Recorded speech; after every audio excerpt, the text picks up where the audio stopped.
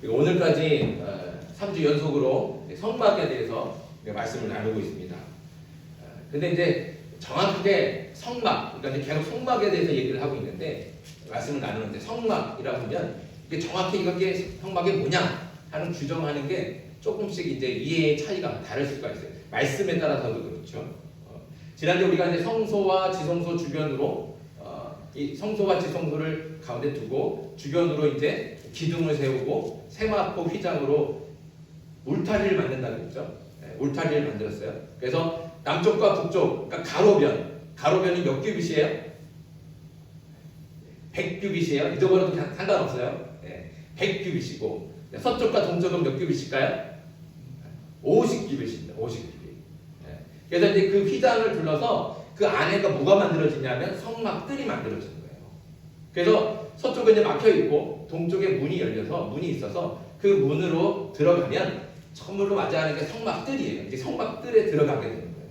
그 성막들에 들어가면 제일 먼저 만드는 게 무엇이냐? 번제단이라고 했어요. 번제단. 조각목으로 만들어서 노트로 싼 번제단. 그 번제단에서 제사를 드리잖아요. 제사를 드릴 때 동물들을 다 각을 떠서 잡아서 각을 뜨고 그 번제단 위에 올려놓고 밑에서 불을 지펴서 태우는 거예요. 그 번제단의 크기는 5규빗, 5규빗 정사각형으로 만든다고 했죠. 그렇게 해서 번제단을 지나고 나면 이제 우리가 말씀에는 보지는 않았는데 물두멍이라고 하는 것이 있습니다. 물두멍, 큰 물 항아리 같은 거예요. 이게 뭐냐 하면 제사장들이 제사를 드리기 전에 제사장의 손을 씻는 거예요. 정결하게 하기 위해서. 물두멍이, 큰 물두멍이 놓여져 있고, 그리고 나서 만나는 게 바로 성소와 지성소입니다.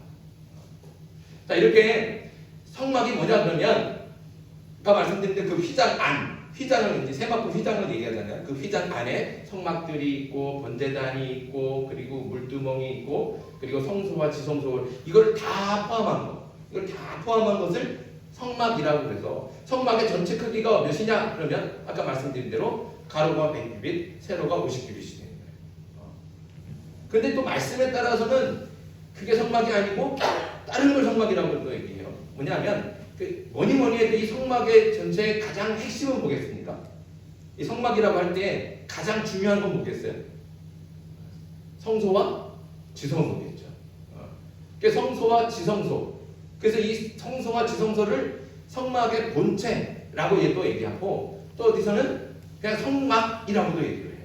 그러니까 성막 그러면 아까 말씀대로 그 전체 성막의 뜰, 그리고 번제단, 물두멍이 있고 그리고 성소와 지성소가 있는 그 전체 다 이걸 성막이라고도 얘기를 하는데, 또 어떤 데 가서는 성막 그러면 성소와 지성소만을 성막이라고도 얘기를 하고 있는 겁니다. 그래서 오늘 말씀 1절을 볼까요? 1절에 보면 너는 성막을 만들되 이렇게 말씀하잖아요. 그렇죠? 여기서의 성막은 아까 말씀드린 전체를 다 얘기하는 게 아니고 성소와 지성소만을 얘기하는 거예요. 그러니까 여러분들이 이제 성경 읽다 보면 헷갈릴 수가 있어요. 어디서는 성막이라고 그러는데 여기도 성막이라는데 다른 것 같고 헷갈릴 수 있는데, 그러니까 말씀에 따라서 어디서는 성막 전체 뜰과 번제단과 물두멍과 성소와 지성소 다 포함하는 것을 성막이라고도 하고, 또 어떤 때에는 말씀에 따라서는 지성소와 성소 요것만을 성막이라고도 얘기한다 라고 하는 것을 여러분들이 이해하고 말씀을 묵상하면 좋겠습니다. 오늘 말씀을 단락으로 좀 구분해서 보면 1절부터 14절까지는 성막의 덮개에 대해서 말씀해주고 15절부터 30절까지는 성막의 그러니까 성소와 지성소의 벽이에요. 벽을 만드는 널판에 대해서 말씀해주고 31절부터 37절까지는 성소와 지성소를 구분하는 휘장을 통해서 성소와 지성소를 구분하는 것을 말씀을 통해서 오늘 보게 됩니다. 자, 그래서 성막을 세우는 것을 순서대로 이제 따라가 보는 거예요. 성막을 세우려면 제일 먼저 뭘 해야 되겠습니까? 성소와 지성소를 세우려면 뭐부터 해야 될까요? 벽을 먼저 세워야겠죠. 벽을 먼저 세우는 거예요. 그래서 오늘은 15절부터 30절에 있는 말씀을 먼저 보는 거예요. 성막의 벽을 만들어야 됩니다. 성막의 벽은 무엇으로 만드냐? 조각목으로 만듭니다. 조각목으로 널판을 만들어서 이어 붙이는 겁니다. 조각목은 무슨 나무라고 얘기했죠? 다시 기억하죠? 씨띠나무, 예, 잊어버리지 마세요. 조각목은 씨띠나무다. 씨띠나무는 우리가 쉽게 얘기하면 아카시아 나무. 아카시아 나무. 예, 사막에 가면 흔하게 보이는 나무예요. 뒤틀리고 또 이렇게 좀 모양이 안 좋고 대신 단단한. 사실은 건축 자재로 잘 안 쓰이는 목재인데 그 씨띠나무, 아카시아 나무로 널판을 만드는 거예요. 그 널판의 크기는 길이가 10규빗, 너비가 1규빗 반이에요. 1규빗 반. 그러니까 길이가 10규빗이면 얼마나 되겠습니까? 자, 5m가 되는 거예요. 5m. 그렇죠? 우리가 1규빗 얼마나 그랬어요? 1규빗, 규빗이 뭐라 그랬어요? 규빗이 이렇게 해서 손가락 끝부터 팔꿈치까지. 요게 이제 규빗. 그래서 1규빗 뭐 45cm도 1규빗이라고 그러고 어떤 46cm도 얘기하는데 우리는 계산하기 쉽게 50cm로 하자 이렇게 말씀을 드렸습니다. 근데 어디든지 여러분들 찾아보시면 대체로 45cm로 얘기하는 데가 많긴 해요.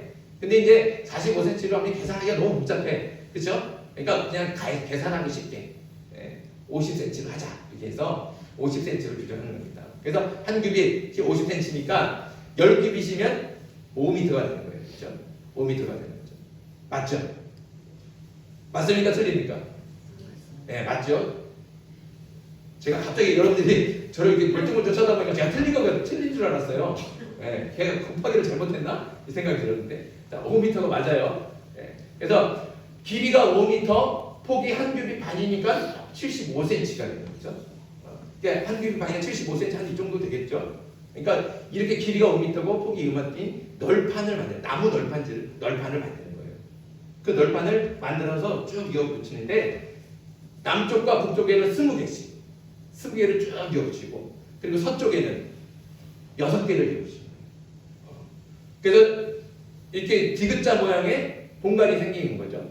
그래서 한쪽에 20개 쓰고 한쪽에 6개 쓰고 나머지 한쪽에 20개 쓰고 대신 저 맨 끝에 이제 서쪽 벽으로는 양 끝의 모서리에는 단단하게 고정하기 위해서 널판을 2개씩 쓰는 거예요. 양 끝에만 2개를 써서 그래서 서쪽에는 총 8개의 널판이 쓰이게 되는 거죠. 그럼 총 몇 개예요? 널판이? 48개 널판, 나무 널판을 쭉 이어붙여서 벽을 만들어 방을 만들게 되는 겁니다. 그 널판, 1개의 널판을 어떻게 세우느냐? 2개의 받침대로 세워요. 그 받침대는 무엇으로 만드느냐? 은으로 만듭니다. 그러니까 한 널판에 2개의 받침대를 쓰는데 그 받침대 하나는 은 1달란트로 만드는 거예요. 자, 또 질문할게요. 1달란트 몇 킬로라고 그랬어요? 지난주에 1달란트 34kg. 제가 얘기하는 게 기분이 좋아져요. 여러분들이 잘 모르니까. 알면은 좀 실망할 텐데 여러분들이 모르니까 제가 이렇게 신나서 얘기하는 거예요. 1달란트는 34kg입니다. 그러니까 은 1달란트로 받침대를 하나 만드는데 이 널판에 2개의 받침대를 쓰는 거예요. 그러니까 2개의 받침대를 쓰니까 널판이 몇 개 들어간다고 했어요? 48개. 그러면 받침대는 몇 개가 들어가겠어요? 96개. 맞죠? 예, 96개. 은 1달란트로 만들어진 받침대가 96개가 들어가는 거예요. 그렇게 해서 받침대를 만들고 그 위에 널판을 끼우는 거예요. 그래서 세우는 거죠. 근데 이렇게만 세우면 흔들리잖아요. 좀 불안하죠. 그러니까 더 단단하게 고정하기 위해서 널판에다가 금으로 고리를 만들어요. 고리를 쭉 만들어서 고리에 긴 나무 장대를 끼울 수 있도록. 그래서 한 번에 나무 장대를 끼우는 거예요. 그리고 이 5m 되는 나무 길이에다가 몇 개를 끼느냐? 5개를 끼는 겁니다. 5개의 긴 나무 장대, 조각목으로 만든, 그리고 그 조각목으로 만들어서 금으로 싼 장대를 금고리에다 쭉 이어서 끼워갖고 나무가 흔들리지 않다. 그래서 북쪽에도 5개, 남쪽에도 5개, 서쪽에도 5개, 총 15개의 나무 막대로 단단하게 이제 벽을 만들어서 세우게 되는 겁니다. 자, 이렇게 해서 벽이 세워졌습니다. 벽이 세워졌으면 이제 뭐를 해야 될까요? 벽을 다 세웠어요. 이제. 뭐가 이제 뚫려 있어요? 지붕. 네, 지붕이 뚫려 있어요. 지붕이 천장이 뚫려 있는 거예요. 이제 천장을 막아야 되는 거예요. 천장을 막을 때는 이제 천으로 막는 겁니다. 천장은 총 4겹으로 막습니다. 4겹으로 막는데 첫 번째로 들어가는 것은 이제 가늘게 꼰 배실과 청색, 자색, 홍색 실로 수를 놓아요. 무엇을 수로 놓느냐? 그룹. 그룹은 뭐라고 했습니까? 그룹은 사람의 얼굴과 몸을 가지고 있는데 등에는 날개가 있죠. 그러니까 우리가 쉽게 생각하면 뭘 생각하면 돼요? 천사. 천사를 생각하면 돼요. 그룹은 천사의 모양을 가지고 있죠. 그래서 그 그룹을 수를 놓아요. 수를 예쁘게, 아주 화려하게 예쁘게 놓고, 그래서 그 수를 놓은 천으로 그 첫 번째 이제 천장을 제일 처음 막게 되는 겁니다.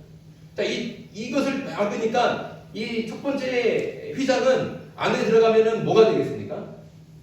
천장이 보이게 되죠. 보이는 천장이 되니까 그렇게 아까 말씀드린 대로 화려하게 수를 놓아서 아름답게 만드는 거예요. 그래서 이제 그렇게 첫 번째로 덮고 그 다음에는 뭐로 덮을까요? 염소털로 짠 그 천막으로 두 번째 휘장을 덮는 거예요. 그 두 번째 막을 덮어서 그 두 번째 막은 첫 번째보다 한 폭을 더 길게 만들어요. 그래서 완전히 덮을 수 있도록, 그렇게 해서 두 번째로 만들고 그 위에 다시 붉은 물 들인 순양의 가죽으로 또 다시 한 겹을 쌉니다. 그리고 또 그 위에는 해달의 가죽으로 또 그 막을 또 이렇게 단단하게 덮는 거죠. 그렇게 여러 겹으로 덮는 이유는 이제 그 사막 기후가 일교차가 크잖아요. 그래서 밤에는 엄청 춥고 낮에는 덥고, 그러니까 이 일교차를 축소시키는 거예요. 그래서 밤에도 춥지 않게 하고 바람이나 모래바람에 이제 이렇게 피해를 당하지 않도록 아주 단단하게 여러 4겹으로 해서 그 성막을 이렇게 덮게 되는 겁니다. 그렇게 해서 성막을 덮은 다음에 그 다음에 이제 두 번째 할 때 이제 성소와 지성소를 나누는 건데, 그렇게 해서 만들어진 이제 이 성막, 아까 말씀드린 성소와 지성소의 전체 크기가 얼마냐? 북쪽과 남쪽은 이 30규빗이래요. 30규빗. 그리고 서쪽은 10규빗이래요. 사실은 여기 정확히 따지면 10규빗이 아니에요. 아까 말씀드린 대로 한 규빗 반짜리 널판이 6개 들어가거든요.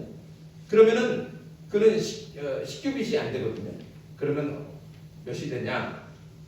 좀 아무튼 10규빗이 안 돼요. 근데 이제 우리가 이것을 대체로 그냥 10규빗이라고 하는 이유가 뭐냐면, 나중에 이제 솔로몬이 성전을 짓잖아요. 예루살렘 성전을 지을 때 그 성전의 크기, 이 성막을 비례로 해서, 성막을 모형으로 해서 성전을 만들어요. 근데 성전을 만들 때 지성소의 크기가 정사각형으로 되거든요.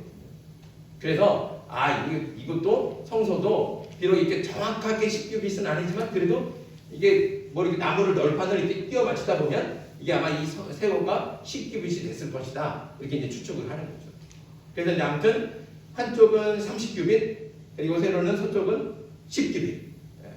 그래서 30규빗, 10규빗의 직사각형 방이 만들어진 거예요. 이 방을 그 대신 긴 방을 둘로 나눕니다. 그래서 20규빗하고 10규빗으로 이 30규빗을 한쪽은 20규빗, 한쪽은 10규빗의 방을 나누고, 그래서 20규빗과 10규빗 그 사이에다가 기둥 4개를 만들어요.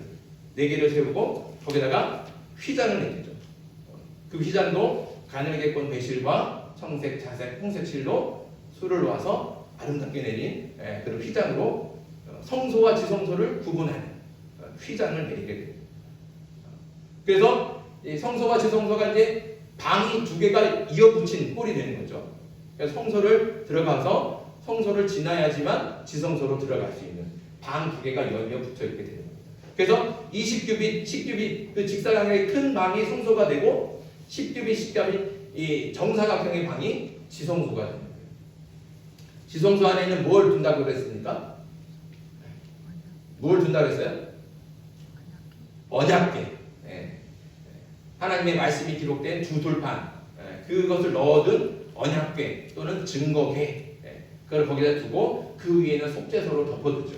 그래서 대제사장이 1년에 한 번씩 들어가서 이스라엘을 위해서 속죄하는 겁니다. 그리고 그 휘단을 나와요. 이제 지성소에서 휘단을 열고 나오면 성소로 나오죠. 성소로 들어오게 되는 거죠. 그 성소의 북쪽에는 진설병을 두는 상을 줍니다. 상. 진설병을 두는 상. 그래서 그 상 위에다가 말씀드린 대로 진설병, 이제 빵이죠 말하자면 진설병을 두고 포도주와 그리고 포도주를 따라 먹을 수 있는 잔, 이걸 이렇게 항상 이제 일주일 동안 거기다 이렇게 딱 놔두게 됩니다. 그리고 마주보고 있는 남쪽 벽에는 등불, 등대, 등잔대, 금으로 쳐서 만드는 그 등잔대를 거기다 둬서 항상 불이 꺼지지 않도록 거기다 세거든요. 그래서 그 진설병 상과 등잔대가 서로 마주 볼 수 있도록 그렇게 만들어진 게 바로 이제 성소와 지성소라고 할 수 있습니다. 그래서 성소와 지성소 사이를 그렇게 이제 휘장으로 가로막고 있다. 여러분들이 그렇게 보시면 되겠습니다. 이렇게 이제 오늘 말씀이 성막의 본체인 성소와 지성소에 대해서 이제 말씀을 드렸어요. 이제 쉽게 설명한다고 했는데 잘 이해가 되십니까? 안 되죠. 안 될 줄 알았어요. 저도 사실 어려워요. 아이고, 땀이나. 안 되는 걸 설명하려고 하니까 땀이 나요. 이게 참 어려워요. 그렇죠? 널판이 어떻고 뭐 몇 규빗이고 천 뭐고 막 해달의 가죽이 사실 이 해달 가죽도 해달이 뭔지 몰라요. 정확하게 뭔지 몰라요. 그냥 해달의 가죽이라고 써 있는 거죠. 이렇게 있는 거예요. 근데 아무튼 잘 몰라. 근데 어려워. 근데 이것이 그래도 그럼에도 불구하고 이렇게 설명하는 이유는 여러분들이 이제 이 성막이라고 하는 것이 아까 말씀드린 대로 예루살렘 성전의 모형이, 그러니까 그 시초거든요. 그 성막을로 보고서 성전을 만든 거예요. 그러니까 성전. 근데 성전이 굉장히 중요하잖아요. 성전은 또 오늘날 우리 교회의 시초잖아요. 그리고 더 넓게 보면 예루살렘 성전은 하나님, 우리가 가야 될 본향의 하나님 나라의 모형인 거예요. 그러니까 이제 이 성막을 잘 알아야 돼요. 성막에도 사실은 의미들도 더 들어가면 여러 가지 의미들을 나눌 수 있는데, 아무튼 여러분들이 이걸 뭐 전체 뭐 이게 몇 규빗이고 그걸 뭘 쓰고 이런 거 다 일일이 외울 필요는, 알 필요는 없어 사실은. 근데 대신 성막이 어떻게 생겼다, 큰 그림으로 세마포를 이렇게 막 둘러쳤고 그 안에 이제 지성소, 성소가 있고 그 앞에는 번제단도 있고 물두멍도 있고 그리고 이렇게 뜰이 있다. 이런 정도로는 크게 이렇게 그림을 그릴 수 있을 정도. 그래서 이제 지금은 이렇게 말로 설명을 드렸는데 뒤에 이제 36장에 가면 또 나와요 이게. 머리 아파요. 또 나와서 이거를 제가 벌써 고민이냐, 이걸 설교를 어떻게 준비해야 되나. 아무튼 이제 그때는 제가 이제 그림을 좀 보여주면서 그림으로 이렇게 설명을 좀 할 수 있도록 하도록 하겠습니다. 자, 어쨌든 우리가 이제 오늘 말씀 속에서 그래도 우리가 하나님의 은혜를 좀 나눌 수 있어요. 그러니까 어떤 말씀으로 은혜를 나누냐? 30절 말씀입니다. 26장 30절. 자, 우리 30절 말씀 짧은데 같이 한번 읽겠습니다. 시작. 너는 산에서 보인 양식대로 성막을 세울지니라. 아멘. 하나님께서 뭐라고 말씀하셨어요? 뭐라고 말씀하세요? 네. 내가 너한테 보여준 대로 해라. 보여준 대로 해라. 무슨 뜻이에요? 네 마음대로 하지 말고 내가 너한테 이렇게 보여줬잖냐. 이대로만 해라. 라고 말씀하십니다. 이 말씀은 여기 한 번만 나오는 게 아니에요. 성막 지을 때 처음부터 계속해서 반복해서 강조하십니다. 우리 25장 가볼까요? 25장 9절. 25장 9절도 같이 읽습니다. 시작. 물은 내가 내게 보이는 모양대로 장막을 짓고 기구들도 그 모양을 따라 지을지니라. 아멘. 여기도 분명히 말씀해요. 내가 내게 보이는 모양. 네 마음대로, 네 생각대로 이렇게 만들면 좋겠다, 예쁘다, 네 마음대로 하지 말라는 거예요. 그렇죠? 그리고 또 넘어가고요. 25장 40절로 가봅시다. 40절에도 자, 시작. 너는 삼가 이 산에서 내게 보인 양식대로 할지니라. 27장에도 있어요. 27장 8절에도. 27장 8절도 있습니다. 시작. 제단은 널판으로 속이 비게 만들되 산에서 내게 보인 대로 그들이 만들게 하라. 아멘. 우리가 이 성막을 계속 이제 3주 동안 계속 봤잖아요. 하나님께서 얼마나 세세하게 자세하게 가르쳐 주시는지 몰라요. 오늘 말씀에도 휘장에 고리는 몇 개를 만들고 있잖아요. 고리 숫자까지 50개를 내는 거예요. 50개. 성막에 고리를 걸 수 있도록 구멍을 50개를 내라는 거예요. 그래갖고 그 고리는 뭐로 황금으로 만들어라. 아주 그냥 자세하게. 널판은 뭐로 만들고 그 널판의 규격은 어떻고 그걸 세우기 위해서 또 고리는 어떻게 만들고 이걸 아주 자세하게 말씀해 주신다. 지난주 말씀에도 보면 번제단에 쓰이는 여러 기구들이 있는데 하다못해 불 담는 그릇, 불을 집는 집게, 불을 담는 통, 재 담는 통 이런 거 사실 하찮은 것 같잖아요. 그냥 대충 아무거나 갖다 써도 될 만하잖아요. 그렇죠?